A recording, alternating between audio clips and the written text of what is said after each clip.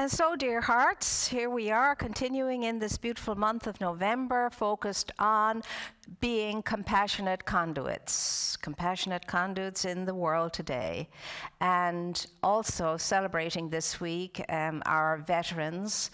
They're not here, they won't be here today or next Sunday for us to recognize the ones in our community, but we're recognizing you all now.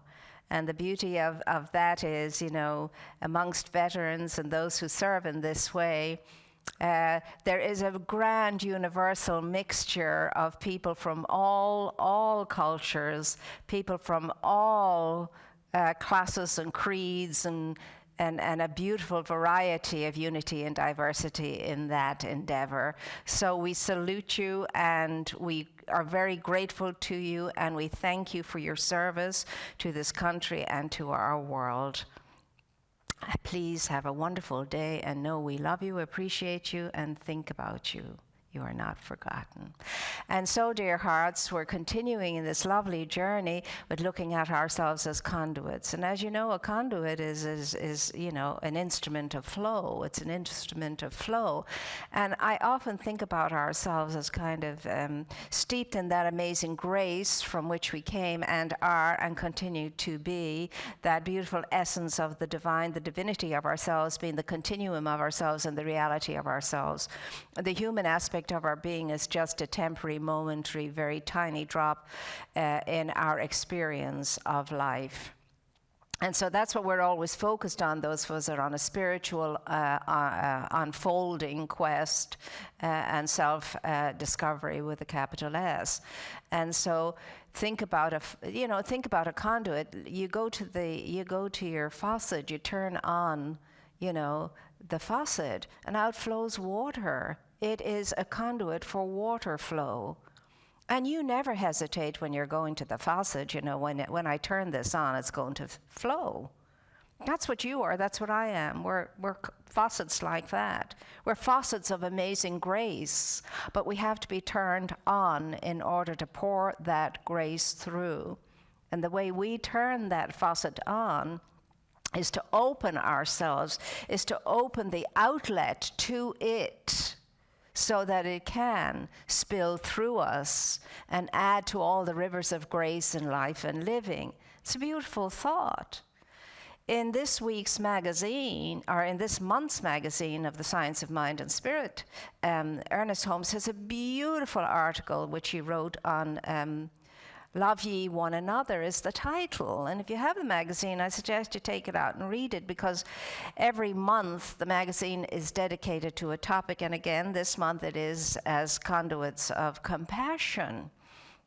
And in there he reminds us that he says that we have basically three fundamental needs: the need to be needed, the need to be wanted, the need to be loved and love, all wrapped up in the beautiful parcel of a sense of belonging.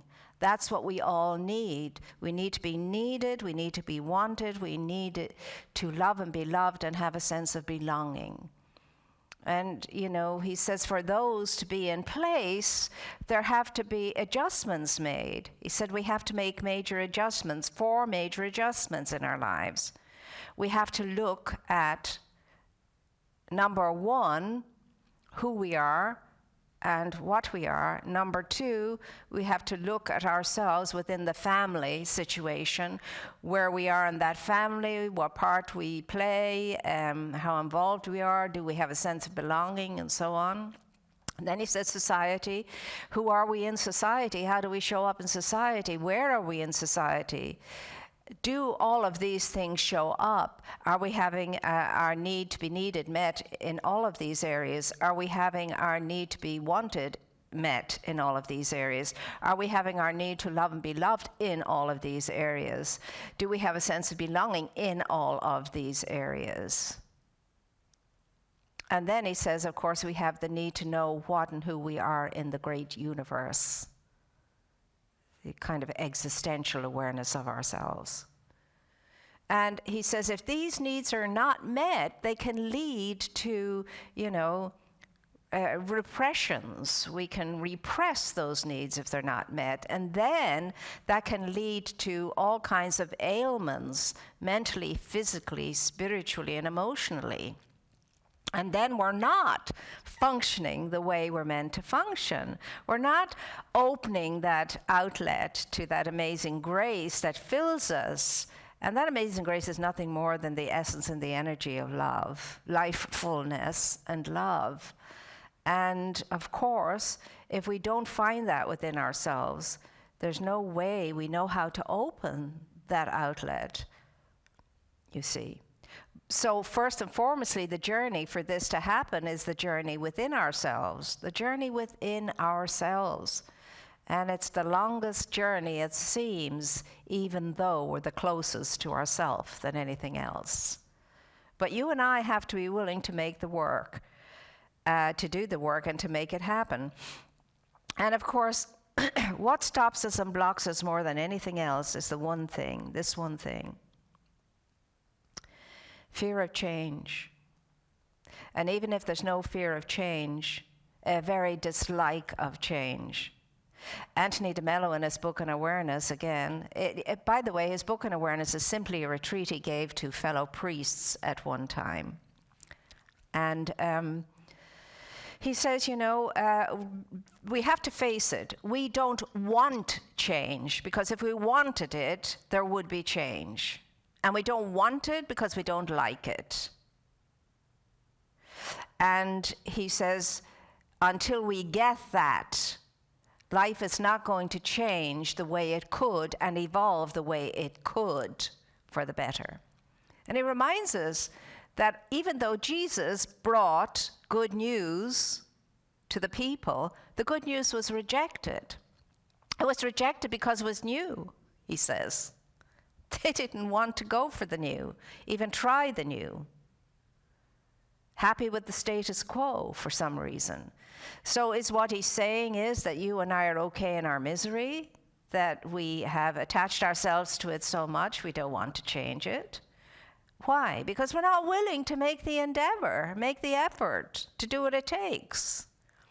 Imagine being afraid of something that's good. And yet that seems to be the case, doesn't it? It really does seem to be the case. And if you and I are going to make the most of ourselves and our lives, we can't just keep doing the same old, and being the same old, because that doesn't work. That keeps us like this. We're traveling all the time, wearing ourselves out, indeed, but we're going in a circle, and as we go in the circle, we're digging ourselves into the hole that we have allowed ourselves to accept as our life and as our experience of living. And he goes back to those initial questions. Who am I? What am I? Do I even want to know? That's what Anthony DeMello would say. Do you want to know who you are and what you are? Because it might scare you if you do, and you might have to change your ways or give up things. All kinds of things, most especially beliefs. And he reminds us, DeMello, that beliefs are things that bring us a sense of security, whereas faith equals insecurity. Faith is when you believe and you're not so sure. Whereas a belief somehow or another is a kind of a comfort to us all. Who are we? What are we? I can remember the story about the two little children. One of them says to the other, I'm a Presbyterian, are you? And the other one answers, no, I belong to a different abomination. That's children for you. You see, don't even know what the word means, but knows she belongs to it. And we have many of those beliefs from the time we were knee-high to a grasshopper. And we cling to them. And because we cling to our beliefs, we cannot move forward. And because we cling to our beliefs, we see differences, we see divisions.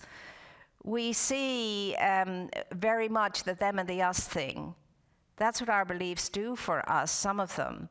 And he tells a story about a wonderful elderly priest who was participating in the retreat. He was 87 years of age, and at one stage, having gone through the whole process, they had been talking about right and wrong and how we feel we're so right at times, but rarely do we feel we're wrong. And the balance ought to be the other way around. And at one point, the priest says to de Mello, he says, I should have let you speak 60 years ago when I was your professor. He says, I have come to realize that everything I thought was right was wrong. I've been wrong for so long. And de Mello says that was just like looking at a wonder of the world and seeing pure faith in that man. He was just so real. He was just so amazingly real. To say at 87 years of age, most of my life I have been wrong. How many have the courage to say once in a while, I am wrong? And so that is why I keep saying that life is not about addition, it's about subtraction. It's about unlearning everything we've ever known and then taking a look at it to see what we truly believe, what is truly ours to know, and what we have known and what we have experienced that is of the truth. You know, the truth that frees us. Frees us from what? Frees us from ourselves and our own false notions about ourselves, life, and everything else. So the caution is, be very careful about declaring how right you are, how right I am, because rarely are we right. Rarely is any one of us right. How could we be? We don't have the full facts. We don't have the full information. We don't have the full experience or whatever to be absolutely right. And yet we cling. We are cling-ons. We cling to everything that we say we believe. But most of the time what we say we believe, we don't show up as if we believed what we say. And so the call for you and for me as this opportunity to be a spiritual conduit of compassion is always now, not when I get better, not when my circumstances are better, not when anything like that happens on the outside of us, or even some of it within us. We have to do it right here and right now. And how do we do it? We make up our mind. Hey, I want to. I'm going for it. This is going to demand of me change. It's going to ask me to change. It's going to ask me to release and let go of what I held dear as a golden cow or a golden calf as they worshipped long ago. We have to let go of these false idols of beliefs and everything else to make ourselves open and receptive as a clean, brand new page to begin again on. And you and I, in evolutionary terms, are always beginning. We're always beginners. But I would love always to maintain a beginner's mind. The beginner's mind is wonderful. It's excited, it's curious, it's explorative, it's open, it's receptive to something new coming in and learning something. So as we proceed now and go forward, we have to be very, very careful. You know, we have to be extremely careful. I just had a lady this morning jumped out of her car to tell me that her father had passed on and so on, and we're going to keep him and the family in our prayers. And I also hear this morning, you know, that so many others had passed on, and with COVID, you know, every single day many people are passing over. And we want to be able to be those compassionate conduits as we move through this experience together, because it doesn't play favorites. It doesn't at all. It's across the board, this COVID challenge. And so you and I are going to just keep knowing that we, in our good times and in our wins and all of that, we stay humble. We stay humble. Because for everybody who wins, somebody else thinks they're losing. And those of us who are losing must stay poised, must stay poised. We're all of the same ilk. We all are subject to the same feelings. We're all subject to the same experiences. We all have to respond in our own way. So this is a time for quiet contemplation and inner joy. It's a time for us to see what we each one can do to make everything better. Not just that over there or that over there, but everything better. This is a time to really take on the challenge to know who I am and what I am, and how I am to and in myself, and in my family, and in the society, and in the universe, all of it. Who and what am I is always the question that's always going to plague us until we give it our attention and take it seriously. Not play at it. Not play at it. And by the way, religion has nothing to do with this. Religion has to be aside from this. Spirituality is what I'm talking about. And that's a commonality to us all, because all of us are spiritual beings. We're all spiritual beings. We live in a spiritual universe. It's all of spirit, which is essence and energy and that power for good in the universe greater than we are, that we use and that uses us, as Ernest Holmes would say. And that all of us have been given that open receptivity to every conceivable possibility for good. And ours, he says, is the privilege of unfolding that good, realizing that good. But we have to choose to do it. To choose to do that means change, though. It absolutely means change. None of us are getting out of any day without having to look at some kind of change we have to make, or could make, rather. It's a choice. Choose this day the blessing or the curse, as we've already heard. Choose this day the blessing of the curse. Who in their right mind is going to choose a curse? I don't think anybody is. And yet unconsciously we do it all the time.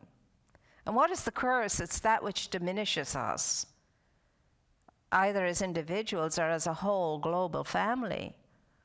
What is the blessing? It's that which increases us, advances us in ways that are to do with spiritual unfolding. Now, on the other hand, Buddha says, he says, monks and novices, do not take my words for granted out of respect. He says, examine them very carefully, analyze them very carefully as the goldsmith analyzes gold, rubbing it, shaping it, melting it. He says that's what we have to be, analytical with regard to what we're hearing, because everybody is sharing words from their own individual experience. And words alone will not do it. Love cannot be defined in words. No way can it be something that shows up as a description. It's an energy. It has to be felt. And that's the same for anything of truth. You cannot define the truth. The truth will show up spontaneously at times, but you can't define it. But you will know it, and you will feel it when it visits. There's no doubt about that. So the question is, for the rest of my life, how am I going to be? Because life is extremely short on this planet. It doesn't matter how many years we're given. It's short. So at the end of it, I certainly would like to leave feeling perhaps I made a slight difference. I left the world a tiny little bit better than I found it. I would like to feel that, and of course that's an egoic thing. That would satisfy my ego. It's nothing to do with my spirit. And again, I love when DeMillo says, be careful with this thing called love and how it expresses itself. And he said, be careful with this thing called, charity and sacrifice and so on, that when you volunteer yourself to be of service to others and help others out, be careful and know your reasons why you're doing that. He says there are a couple of reasons why you're doing that. Number one, you're doing it because you feel the need in yourself to feel better, you see. And number two, you just see a need, you meet it, and that's that. Now, which is the better motivation for showing up and doing good? He said it's a very healthy attitude to know that anything I do in charity's name, in love's name, to serve others, I'm doing it as much for myself as I am for the other person. I give something and I get something. I give something good, I receive something good. What I receive is a sense of, isn't that lovely to be able to do that? It makes me feel good. It makes me feel better. It brings me some joy. And so he said that's a very intelligent way to look at it. This isn't me not just going out to give and give and give and sacrifice myself. It's me going out to give something and receive something. It's the law of reciprocity. And that's a healthy one to understand and realize. So he says, well, why would we be looking for adulations and lauding and applauding for doing something I'm doing for myself? And so he said there is that self-awareness in that self-centeredness in a way, a good way. And that's fine and that's okay, but just be honest with yourself is all he's saying. Just be honest with yourself. Know why you're doing what you're doing. And so the whole of life has to do with the law of circulation and the law of reciprocity. What goes out there comes back. What goes out there comes back. If I put out ill will and all the rest of it, that's going to come back on me too. So he's just saying, be awake, be alert, be aware of your motives, your beliefs, your reasons why you're doing whatever you're doing or not doing what you're not doing. To thine own self be true, and it follows us night the day. You cannot be false to any man, said Shakespeare, and he was right. Now, these are all beautiful things to contemplate, but there's no good just contemplating them and doing nothing about it. It's very difficult to be true to yourself. Have you noticed that? It's quite the challenge, especially for those of us who are very self-oriented, who are ego-bound, who are self-interested in, give me way. So kudos to everybody just for tuning in to something like this, just for showing up to something like this. It's just a little trigger for us all. And what I share with you just is right speaking to myself. God knows the amount of times I've been wrong in my life. The difference is I'm making some endeavor not to be so adamant and not to be so bound by any one idea or concept, but to be open to the more, Remember, the new is absolutely always going to present itself to us, always going to be in our face. And so it's okay not to be scared or frightened or afraid or belligerent or stubborn about not looking at it, because that's what brings us forward.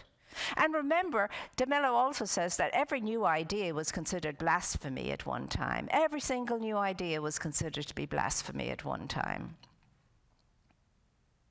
So you may be seeming to be a voice in the wilderness, but be not afraid. There are many other voices in the wilderness too. You're not alone. And all the great ones were rejected in the beginning, and some of them right up until the end. But then out of their experience on the planet, life went forward. Whether it be a Gandhi or whether it be a Nelson Mandela, Martin Luther King, and Mother Teresa. Mother Teresa was berated all the time, really. because she would meet with what other people consider to be terrorists or whatever. Of course she would meet with them. That's the way you make a change in differences.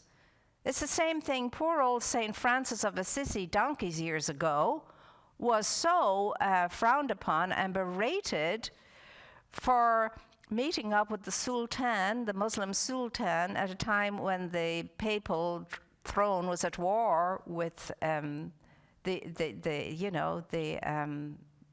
Muslims. And he had a wonderful, wonderful relationship with the Sultan, but he was frowned on and berated for it. His fingers were tapped. You see? So be not afraid. Just be true as much as you possibly can to yourself, and know yourself is worth being true to, my dear ones. And so I'm going to leave you with that calling to yourself, the calling of grace to yourself, to open that outlet, to be that faucet, to turn on that tap and let that goodness flow through you, because heaven knows the world could do with some goodness right now, some sweet honey, something that's going to be a healing balm for us all. So know that you are the one. You are the one, and you have been called. You have been deliberately chosen to be the expression of Spirit's own life force. And you are the one that can show up as that, as who you are and what you are. What would that be? Love in action. So I'm going to leave you again with the reminder that you are a point of power through which the infinite in all its radiant magnificence pours itself through, if you will just turn on the spigot. And I know that's your intention, and mine too. So have a great good day. And now we have Mrs. McKinney coming back up, our Reverend Mama, our Catherine, our Reverend Catherine. She's many names. Thank you. This is the time in our service when we honor our mission statement, which is to honor your presence, to nurture your spirit, and to enrich the lives of all we serve. And we do that by sharing the messages that come to us. And this is today's. I feel very good about my life these days. In spite of work being hectic and demanding, I simply feel better about the future, and I see so many possibilities that I haven't seen for a long time. Thank you for your prayerful support. It really does work. That kind of news to hear. And I know that as much as one person will be wonderfully able to share that with us, many more of you are having the same experiences. And that's what we're going to celebrate now, Divine Providence and its blessing. And know that Divine Providence, when we know it and feel it, we don't have to believe it, we just have to know it and feel it, always provides for all of our needs and is grateful and happily able to do that. I think that life strains on tiptoes for us to just, open up and give thanks for the blessing that's already there, and rejoices, and the angels clap their hands or tip their wings or whatever angels do when one of us gets it, when we say, I'm good enough. I'm good enough. I'm able enough, and darn, I deserve it because I am the child of the universe, the offspring of God. So we're grateful for all that we have and all we have been given, and we bless our blessings, we're grateful for our blessings, and we say, Divine love consecrates this gift. It goes forth to heal, to bless, and to prosper all those who give and all those who receive. I rejoice in the sharing of my good, and I release my gift with love. And so it is. And so, my dear ones, let's go placidly, as the poem says. Let's go placidly through life now in these great days of challenge. And let us remember to be humble and poised, humble and poised regardless of our experiences. And I can assure you, strength within us will grow, and wisdom within us will grow, and grace through us will flow.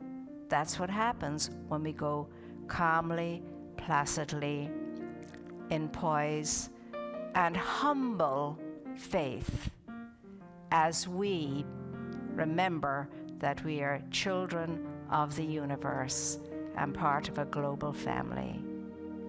Take care of yourself. Know yourself. Trust yourself. Rely upon yourself. Love yourself, because God, the infinite love itself, dwells in you as you. And so it is. Have a peaceful day and a peaceful week. And again, to all of our veterans, thank you so very much for your service. And may Spirit be in the midst of us always as a very real and present help. So to all, a good day and a good life. Mwah.